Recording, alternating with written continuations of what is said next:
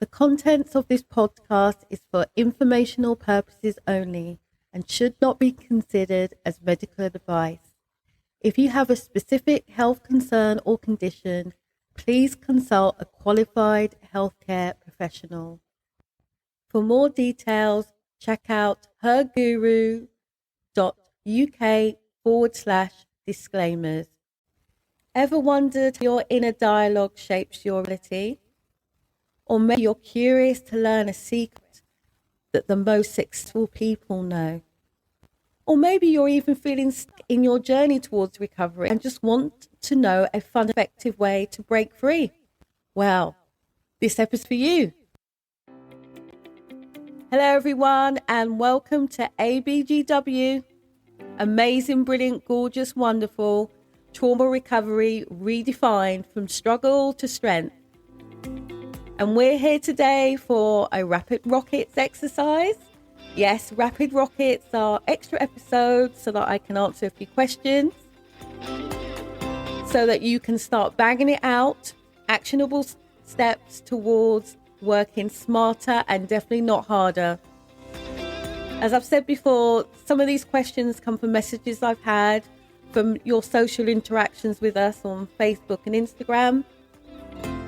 And some are from private messages and others are just questions I thought it'd be useful for me to answer so that it makes it as easy as possible for you to take action. So without any further ado, let's dive straight in. This episode of ABGW is brought to you by Her Guru Coaching and Hypnotherapy, exploring the potential within. Her Guru provides both physical and mental fitness coaching and hypnotherapy services.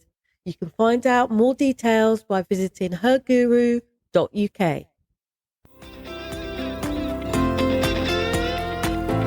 Trauma recovery redefined, from struggle to strength for a life you love more often than not.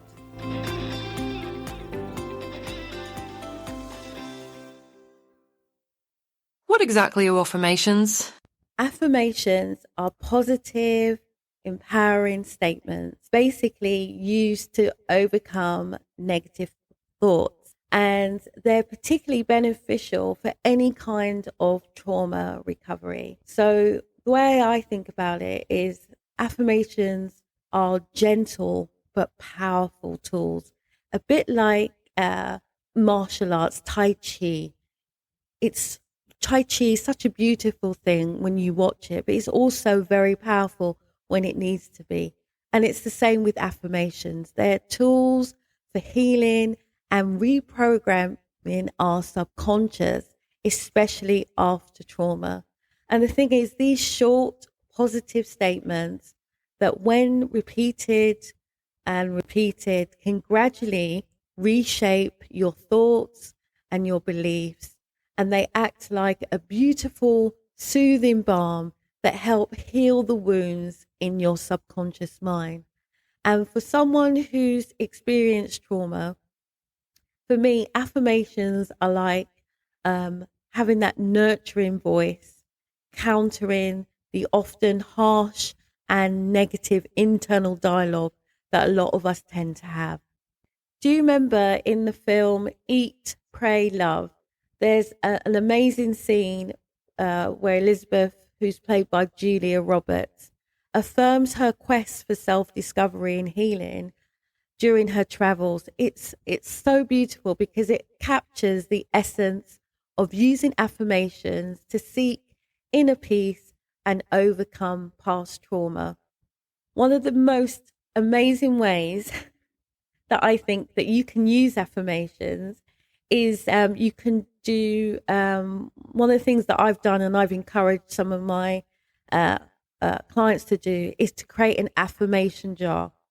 And it's basically a decorative jar. It could be a jam jar that you've decorated, but you fill it with various affirmations. And then every day you pick one out at random. And this adds to the element of surprise because you don't know what you're going to pick out. And of course, you know, the whole anticipation because you don't know. But the thing is, when you practice them every day, you get the surprise, you get the anticipation, but you also get the benefit of the reinforcement of that positive self-talk. Absolutely. An affirmation for trauma recovery could be something like, I am worthy of love and respect. For me, it's like whispering a secret of hope to your unconscious mind, because every time you say it, you're planting seeds of healing and self-worth and self-compassion, which counter any negative beliefs stemming from past trauma. Interesting fact, studies show that affirmations can significantly boost self-esteem, and with studies linking them to increased activity in the valuation areas of the brain, so the bits of the brain where we get rewards. Can you give me an example of an affirmation? One of the ways that I would encourage you as a way of, getting the most out of affirmations is to take photographs that represent your affirmations. So an example might be a photo of a sunrise as an affirmation about new beginnings. And then when you take those photos, sharing them with your family and friends as an additional way of getting support. How can affirmations change my life? Affirmations, in my opinion, are a particularly transformational way for those recovering from trauma, because they work like a gentle daily exercise on your mind. I love Pilates. I have an Aero Pilates machine, and it's the thing with that machine, I can adjust my exercise to intense or gentle.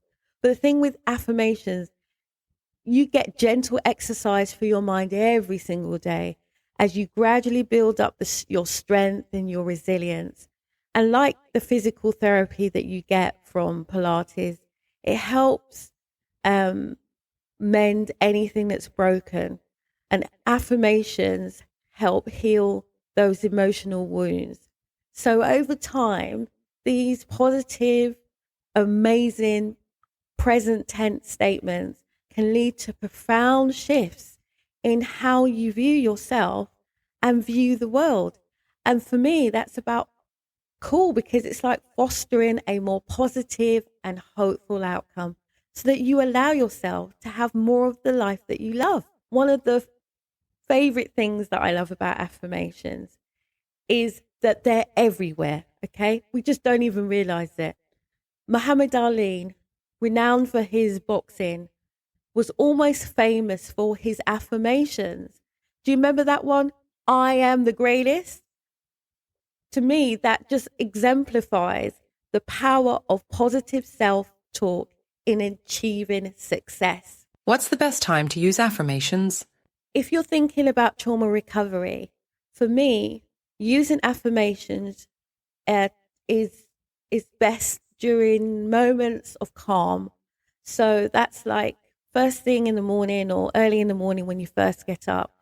I, for myself, find that especially effective, because these are the times when your mind is more receptive and will allow the affirmations to seep deep, deep, deep into your subconscious.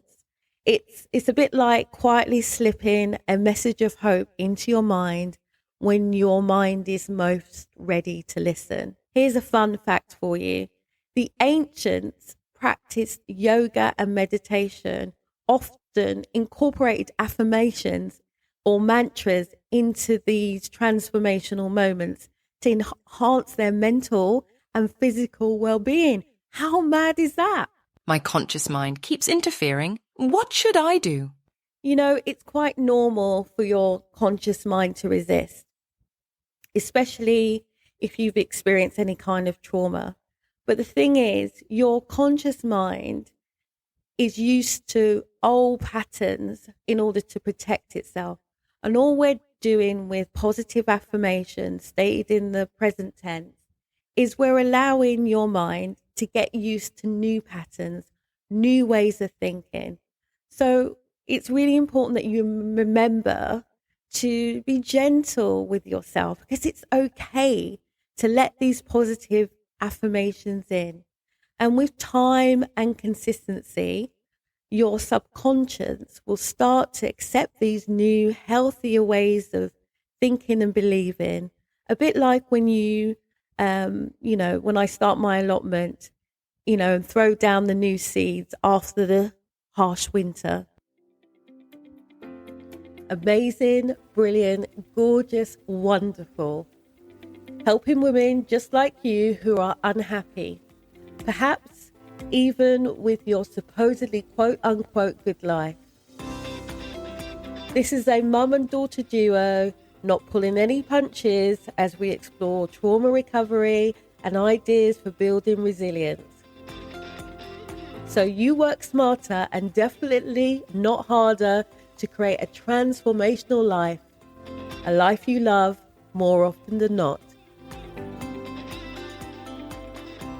Fun fact for you here, which is one of the reasons why I think affirmations are so powerful. The conscious mind can process about 40 bits of information per second, while your subconscious can process about 20,000 bits of information per second. That disparity explains why changing deep-seated beliefs can be so challenging, and why affirmations are there to help us along the way. How do affirmations work? Affirmations kind of work by slowly reprogramming negative thought patterns that have often been ingrained by traumatic experiences, or maybe you haven't had one traumatic experience, but you've had a lifetime of traumatic things happening to you. And the thing is, they're like, for me, a compassionate, persistent recoder, rewriting the script to your subconscious mind. So with time and practice, these positive statements rewrite the code. So they overwrite all the old, harmful, negative narratives. A bit like when you update the software on your Apple phone with something that's far more healthier and far more supportive to the life that you love. How do I use affirmations?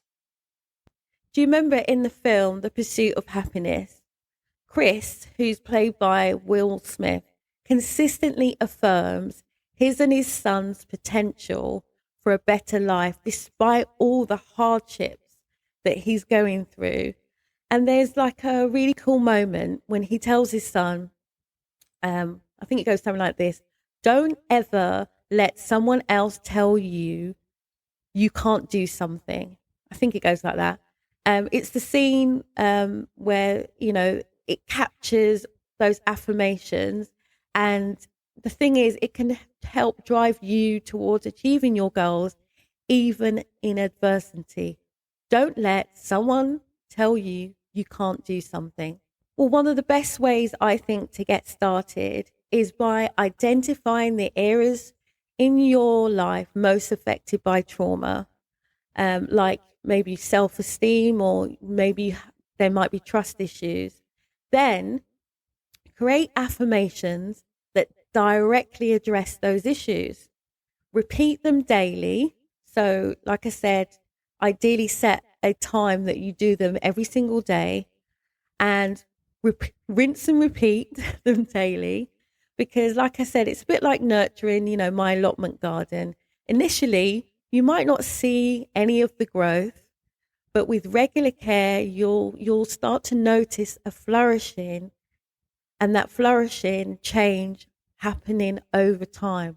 How cool is that?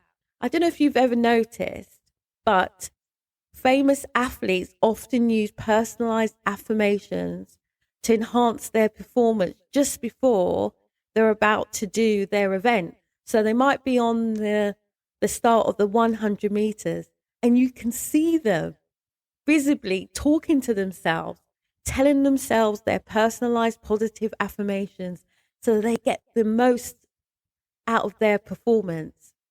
Any tips for writing my own affirmations? When crafting affirmations, especially for me, anything to do with trauma recovery, what I would say is to focus on what feels most healing and empowering to you. So what I would say, though, is that it's really important that it's positive. It's stated in the positive. So what you want, not what you don't want. It's in the present tense, and to make them as personal as possible. So one of the ways you can think of doing this is like if you were going to write a love letter to yourself, to the most wounded parts of your mind, what would you say to yourself? You'd be offering yourself hope and affirmations and powers of self-discovery, self-care, and self-compassion. So do that when you craft your affirmations. Did you know that Shakespeare often used affirmations in his play to demonstrate their power and timelessness? So you think of all the books that you've read, especially Shakespeare's plays like A Midsummer Night's Dream and Hamlet. When you read those again, why don't you have a look to see how many affirmations you can notice? What should I do if I don't see results right away? It's okay, because healing from trauma is a journey and it takes time. So if you don't see immediate results from, your affirmations, just remember to be patient with yourself. Remember, self-compassion. Like I said, it's a bit like nurturing the plant. The growth happens beneath the surface long before you see anything blooming. So what I would say to you is trust in the process and continue up your affirmations, because your subconscious is listening, even if it takes time to show any visible results. Thank you for joining us today. Hope you found some of those questions useful. Remember, your presence here is valued so much. So tune in for more empowering content from amazing, brilliant, gorgeous, wonderful. And remember, your journey to resilience and transformation is a masterpiece in the making. So remember to embrace it with open arms. Let your story shine bright. Okay, we'd love it if you would leave a review, because we appreciate your feedback and support. And you might want to subscribe while you're here so that you hear the next episode, or even leave us a review. Either way, bye for now.